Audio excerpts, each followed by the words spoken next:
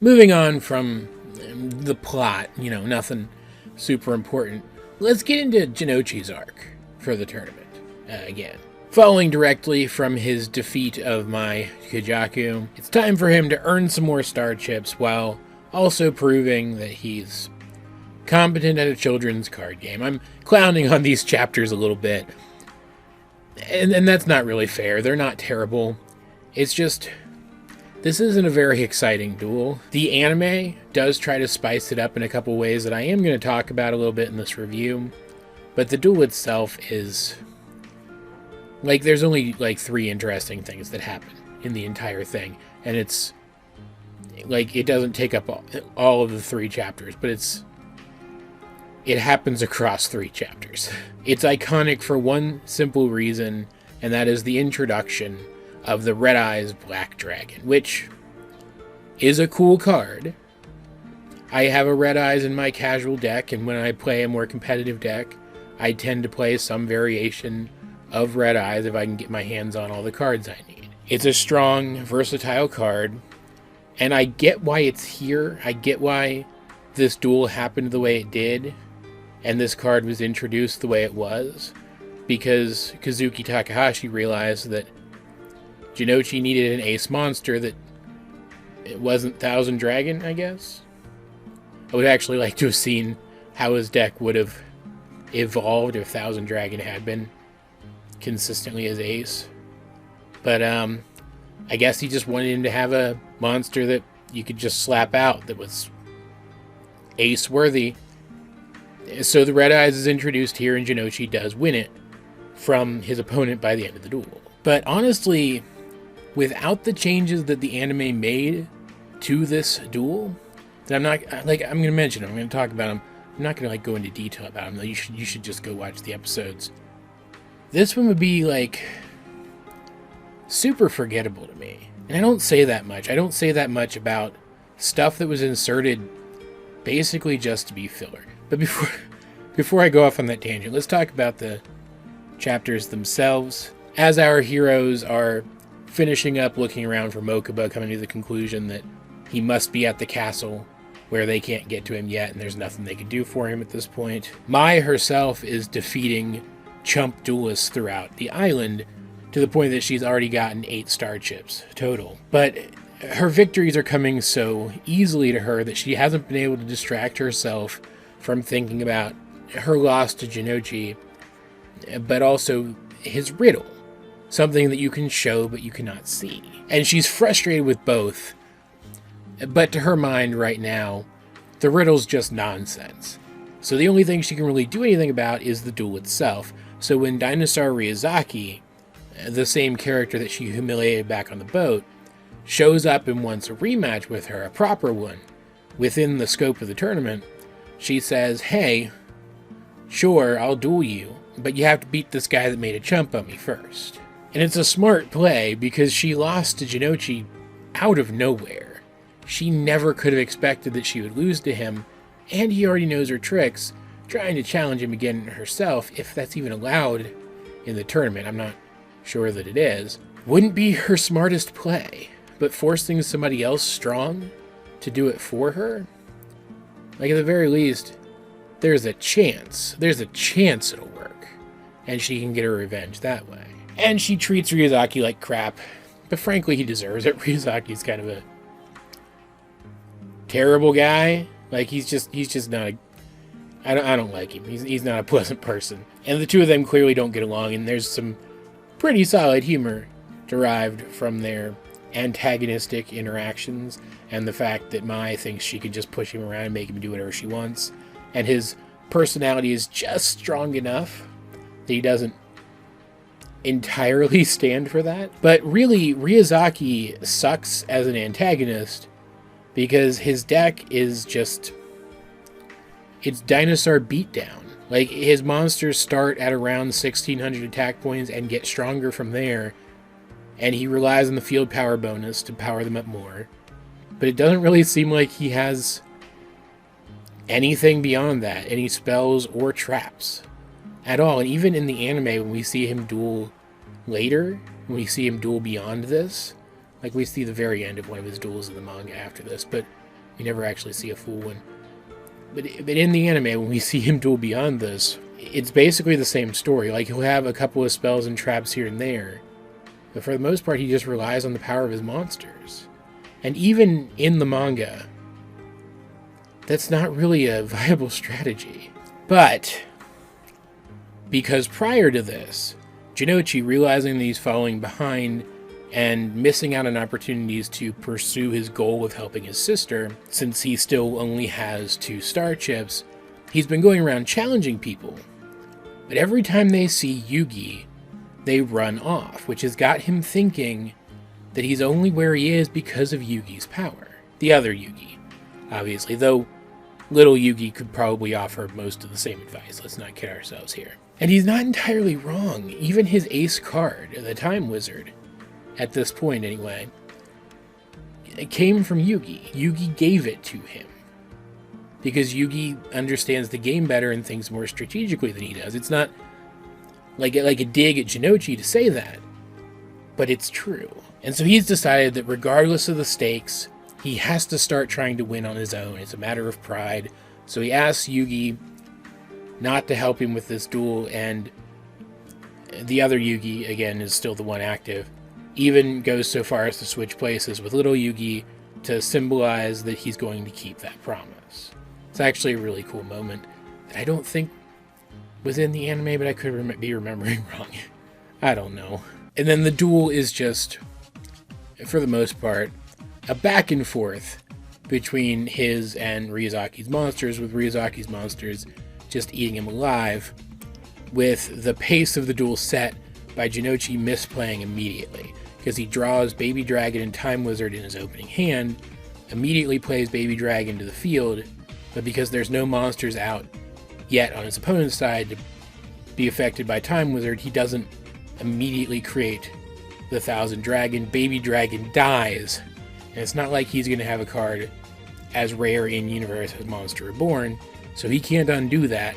Now he's left with half of his combo. But it is cool, I guess, when this happens, to see that Mai is relieved that his combo is broken, because that directly parallels the climax of this duel, the only other really interesting part of it. But as his monsters are being overrun, even as Yugi wants to help him, wants to break the promise and help him, and the other Yugi has to stop him, with the two of them actually talking inside their shared headspace, which is still one of the first times we've ever seen this, which is actually pretty cool to think about. Jinochi never loses confidence until he summons his Flame Swordsman, which has a type advantage against Ryuzaki's monsters, overrunning them for a very short time until Ryuzaki summons the Red Eyes Black Dragon and defeats what is objectively at this point Jinochi's strongest monster. And like, they don't get into it here, but even the naming scheme of this card, the Red Eyes Black Dragon,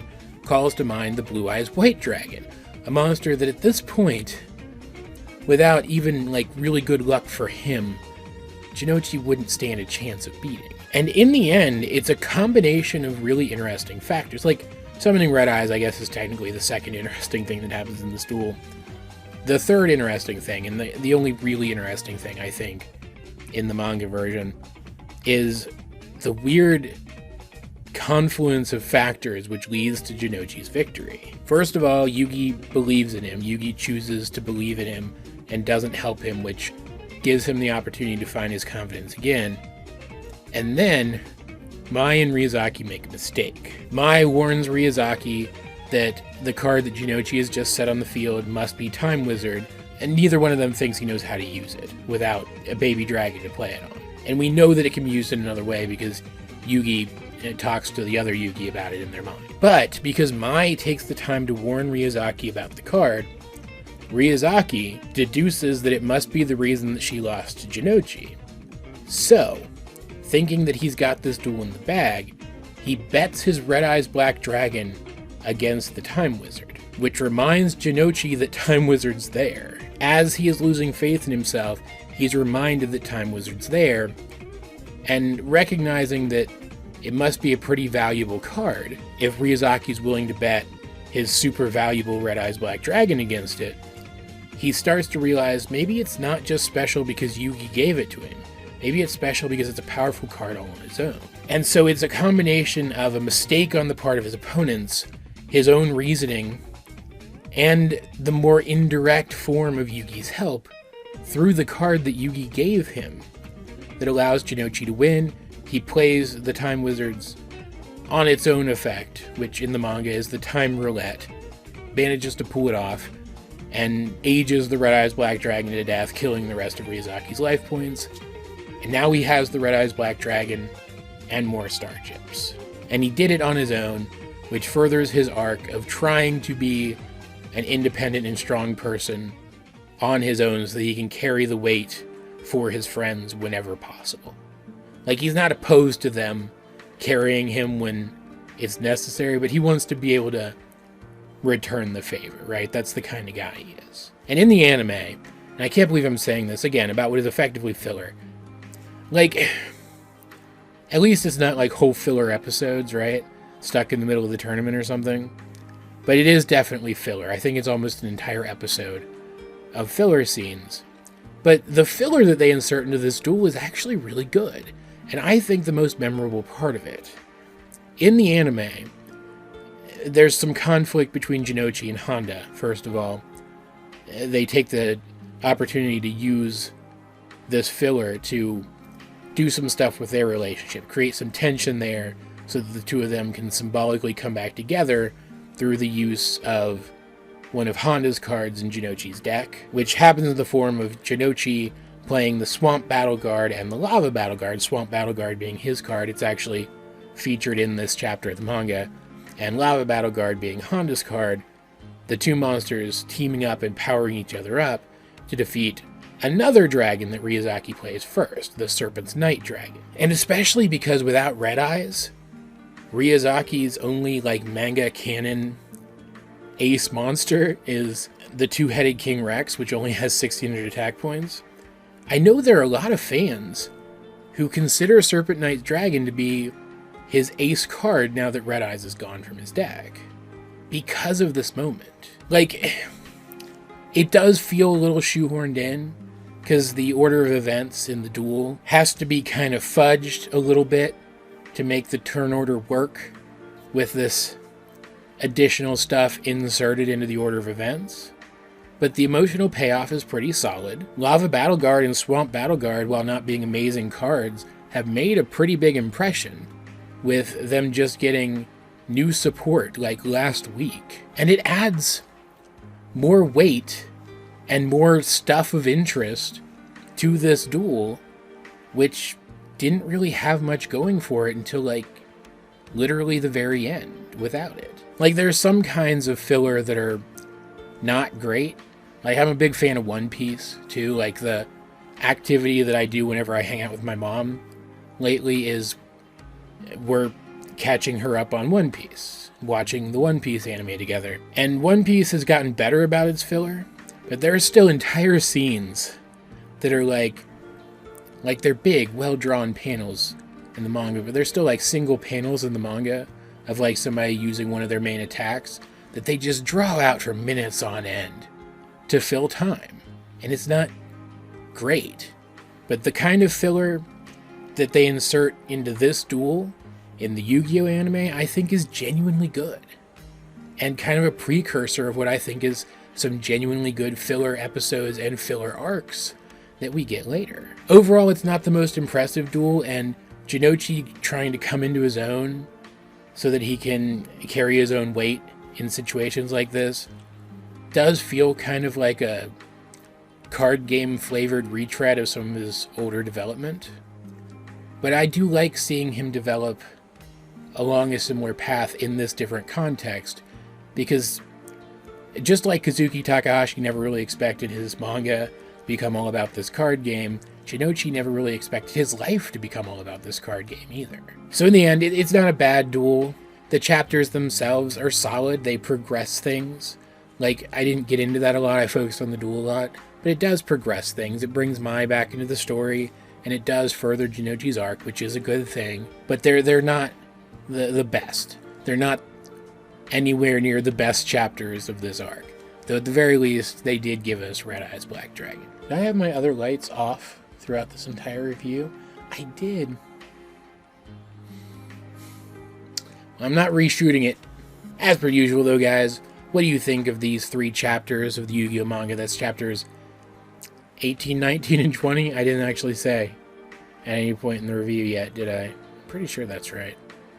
Feels right. Anyway, what do you think of them? What do you think of this duel? What do you think of these few, admittedly minor, but still pretty impactful developments for our characters? Let's get a discussion going in the comment section down below. And while you're down there, you might as well like the video, share it with anyone else who think would enjoy my content, subscribe if you haven't. You can also check out links to my various social medias, as well as the many ways you can help out the channel. Those will be in the video description, but either way, this has been AJ22, and I will talk to you guys later.